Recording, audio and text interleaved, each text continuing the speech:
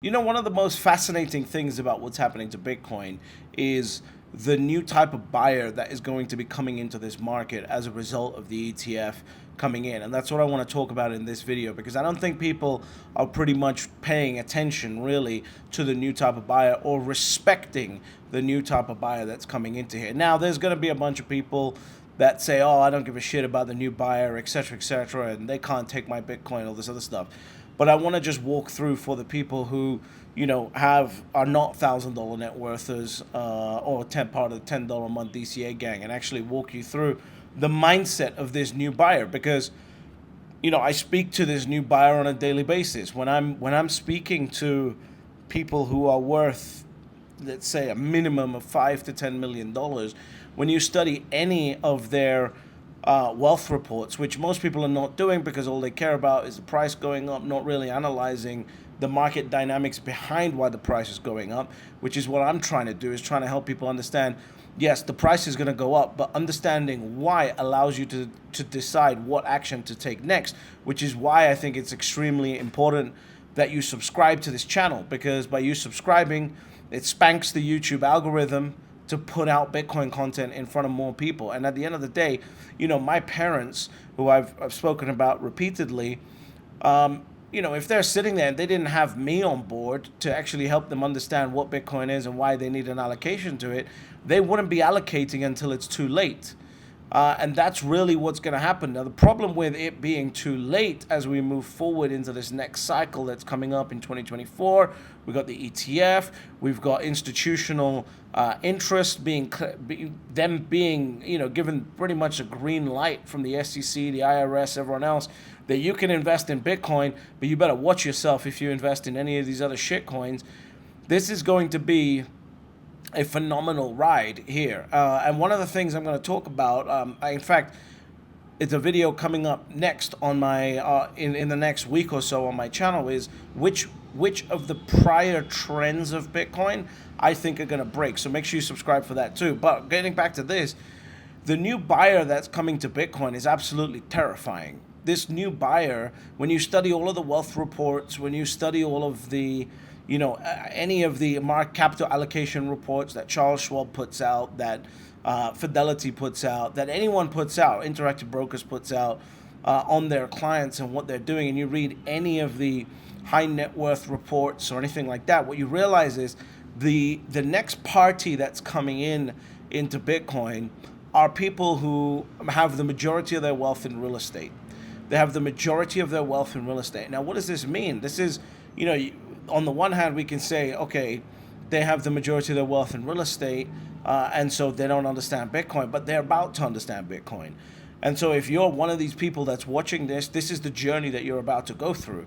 You've been holding real estate probably for 20 or 30 years. Everything that you know has been work, save up money, buy real estate, generate cash flow, etc., etc.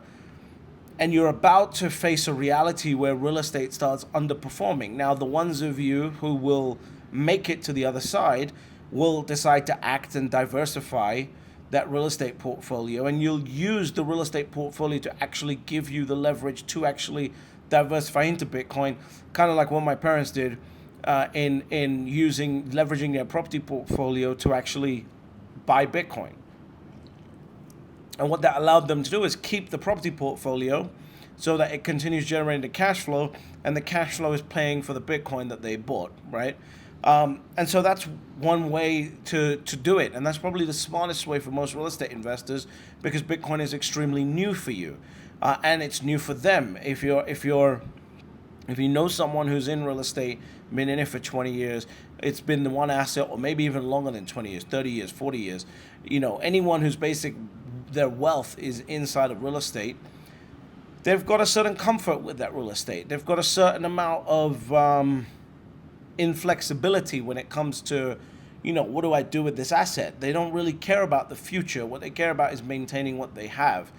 And that is the new terrifying buyer that's going to come in. Why? Because they've been trained for 30 years to hold on to assets. They're not like this previous generation of buyers in the Bitcoin space, which are, majority on the generality. I'm not talking about the individual people who are smart enough to hodl forever. I'm talking on the generality wise. People are looking at it like, in essence, a trade. They're looking at it like, I can flip this from $3,000 to $69,000, and they're looking at it like an investment in a watch, right? Or an investment in a stock, a meme stock, or something like that. That's how they're looking at Bitcoin. But this new buyer that's coming in has been absolutely trained for 30 to 40 years on holding assets and never ever letting them go.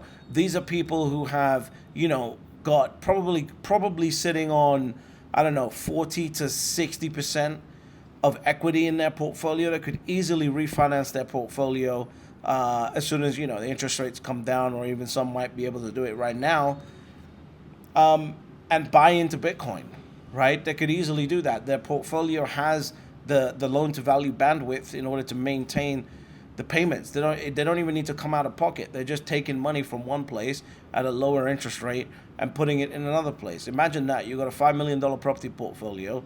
You borrow $1 million against it. You buy up your Bitcoin. You're paying let's say by the time this next cycle comes around, they're paying 4.5%, and Bitcoin's compounding at 80%.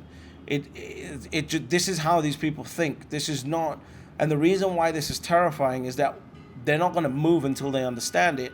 But once they understand it, they're never ever going to let go.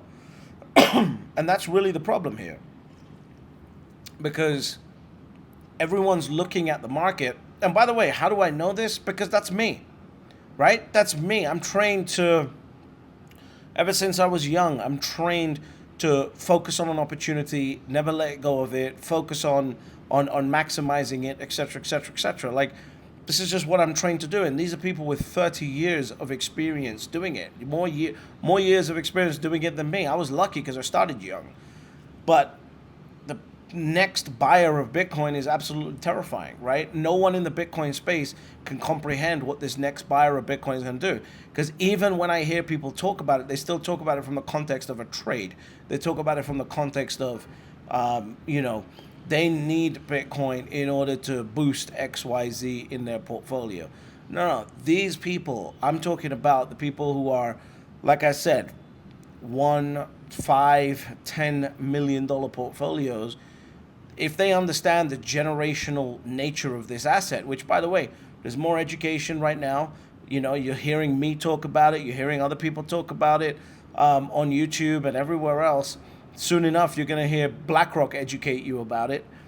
They're gonna start understanding what this asset is, and once they do that, they're gonna start transitioning some of their property real estate surpluses over to Bitcoin, and again, never ever letting go. Now, what does this do, right? What does this do for the average person that's watching this video now versus in 4 years' time when these people are actually here? The question you have to ask yourself is this: are you ready to experience the HODL rate going up? Right now, the HODL rate, the 1 year HODL rate just hit a new all-time high. What that means is 70% of Bitcoin has not moved for over a year. That means that people are buying for longer and longer periods of time. They are holding on to their asset. Why? Because the new type of buyer they don't need liquidity, right? It's not the person who got lucky owning Bitcoin. Not lucky, that's a very bad way of saying it, but it's not the person who basically bought Bitcoin on a flyer and it worked out, right? That's not the person that's here now. The person that's here now doesn't need the cash flow.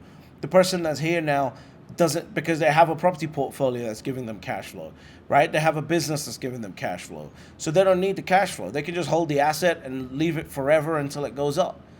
That's why the HODL rate is starting to climb. Just as people were saying, oh no, as the price goes up, the HODL rate will go down. I've been saying this for months. The HODL rate is about to go up, right? The HODL rate is about to go up because this new buyer is terrifying. And the reason why they're terrifying is because Bitcoin's the first asset where you can't mess with the supply of it, right? No other asset. If it was a real estate, you can mess with the supply of real estate, right? I can just issue a bunch of orders to, increase the supply of 3-bedroom houses, right? I can, if I want to tighten up demand, I just do what they did, tighten up interest rates, and the demand comes crashing down. So there's a lot that I can do on real estate. I can't do that with Bitcoin. Once they start buying, imagine you've got, people worth $1 million to $10 million decide to put 10% of their net worth into Bitcoin over the space of a year, right? Like this is, and all of that Bitcoin is off the market. They will hold it forever. So this new buyer is terrifying. Now, I do believe that there will be some kind of churn at around the $100,000 to $500,000 level as the people who, educated themselves but really took a flyer on Bitcoin and now made a bunch of money start to liquidate. But that's about when this new buyer is going to start coming in. And then this new buyer is never going to sell. They might be able to only buy one Bitcoin at $100,000, but they will never ever let that Bitcoin go. It's not like they're going to sell it when it gets to $1 million. They're just never going to let it go because they understand the value of generational assets.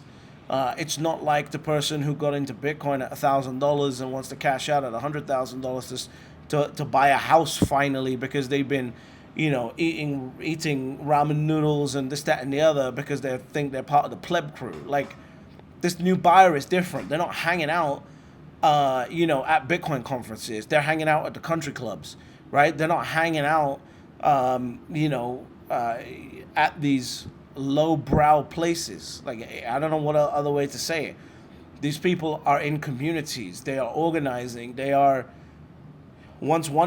competitive. Once one person says they got into Bitcoin and they generate X return, everyone else in their community wants a piece of it, right? So, and news in this community of a good investment spreads very, very quickly because they all know that the people that they talk to are comfortable with taking risk, right? So they'll tell everyone about it. They're not might not execute on it, but they'll at least tell everyone about it. And the mind space in that community, in this new buyer's consciousness, is going to increase. And yet people are not really talking about this. The dynamics of the market is going to shift. I've been saying it for months. The HODL rate is going to increase, and you got to get your position secured. If you're someone who is even in the category that I'm speaking about here, you're early at this point and it feels uncomfortable. And you're probably sitting there going, I've got a real estate portfolio. I don't know whether I should allocate into this or not. Here's the thinking. If you've got $1 million real estate portfolio and you can't afford to take, or you can't mentally get yourself to take a 0.3% risk on one Bitcoin, are you actually rich? Are you actually in the financial position that you think you're in? Or are you a slave to that property portfolio? It's a $30,000 investment to get one Bitcoin, $37,000 now.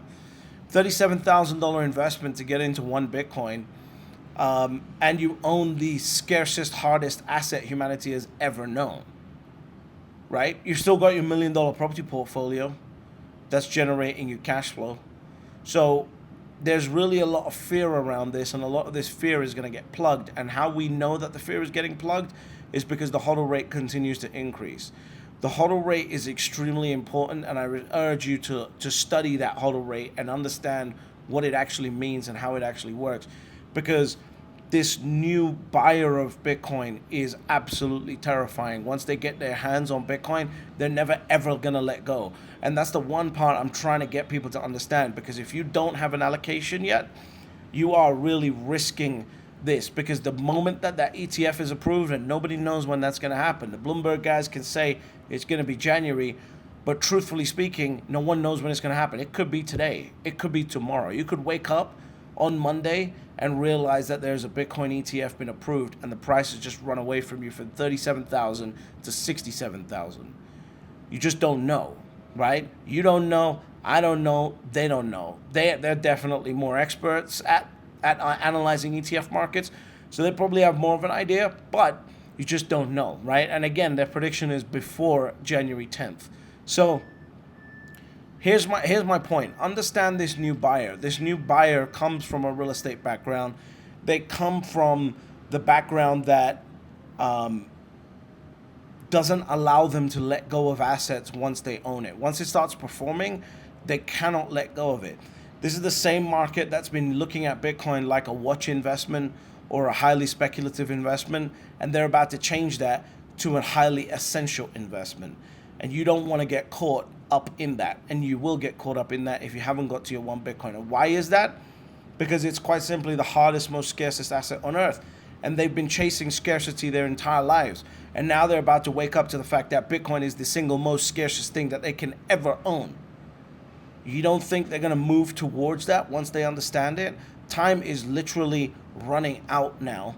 And if you haven't got your allocation, it's time to get your allocation. And if you have, understand what it is, allocate more to it, and earn more money, get more fiat, put it into Bitcoin, because at the end of the day, what else are you going to do, right? What else are you going to do? What other options do you have? Now, the truth is, despite all of this, there are still only 3 rules to Bitcoin. Step number 1, you buy Bitcoin. Step number 2, shut the fuck up. And step number 3, you get fabulously wealthy.